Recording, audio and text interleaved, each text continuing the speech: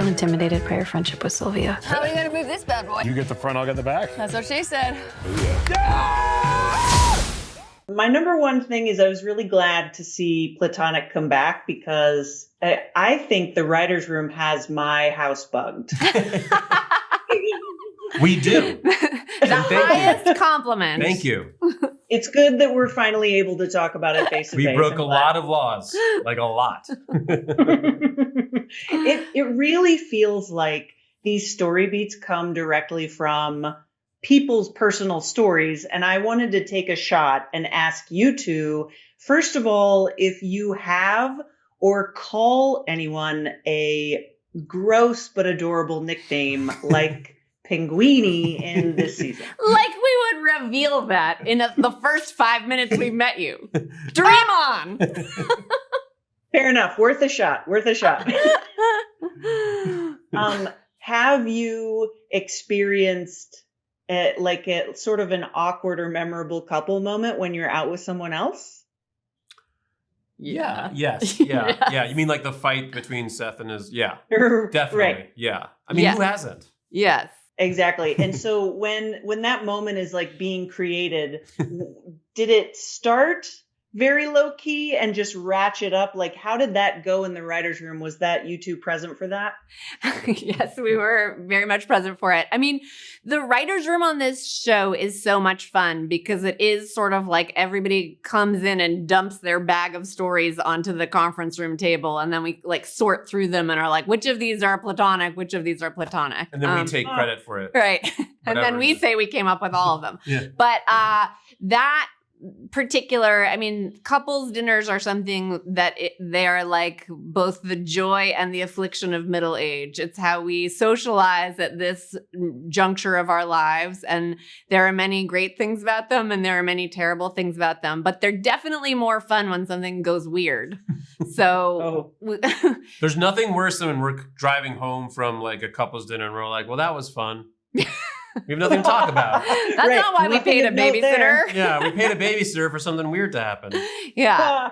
Can you tell me about the decision for you both to direct all of the episodes? Because that's an enormous amount of work. And it's also not always the case with these shows that have, 10 episodes.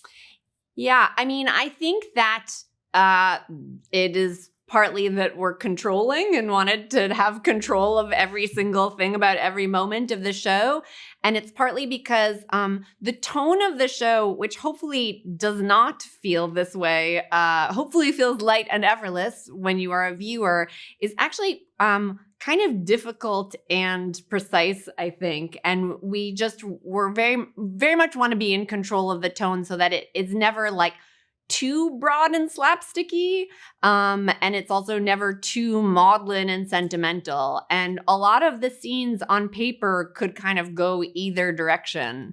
And so that is one of the joys about directing it ourselves, and obviously working with actors who we trust and respect and admire as much as we do Rose and Seth. But it's like keeping it right in the sweet spot of being sometimes hopefully kind of heartbreaking and real, and sometimes so ridiculous that you laugh out loud. Yeah, and I think classic comedy vibe. Yeah, and directing is the kind of completion of the artistic process, And I don't actually know how most TV shows hand off their stuff to other people to direct. It seems.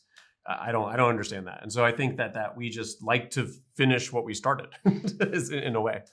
Yeah, makes sense to me. And it feels that way. I was like, oh yeah, this season feels like last season in terms of consistency. Oh, good.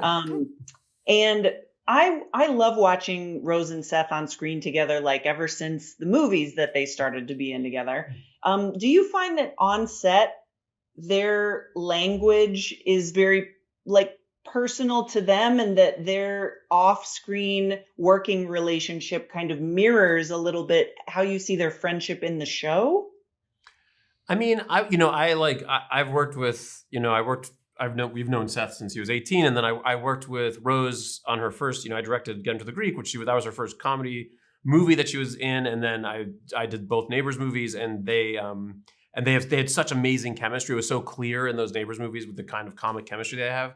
I mean, I think like they like really respect and love each other and are friends outside of the show. They're obviously playing characters. They don't spend their time off camera yelling at each other. At least as far as we know. Yeah, and they're very respectful, and they really, I think they do the show because they love the characters and they love us, but they also they love each other and they love working with each other, and I think they both find each other really funny and delightful, and so I think that and getting to work with someone who you really respect, I think as an actor is really exciting, and so yeah. They do have a very easy rapport with each other, obviously in the show, but also just when they're hanging out on set, like people who've known each other for a long time and get along. So there isn't and I also feel like as people, their personal vibes kind of complement each other. There isn't a like super crazy, difficult, high energy, high maintenance person. And they're both very charmingly normal, real good people. Yeah. And I'm so glad that I get to spend like 5 more hours with the two of them. So thank you for this season. Thank you so much.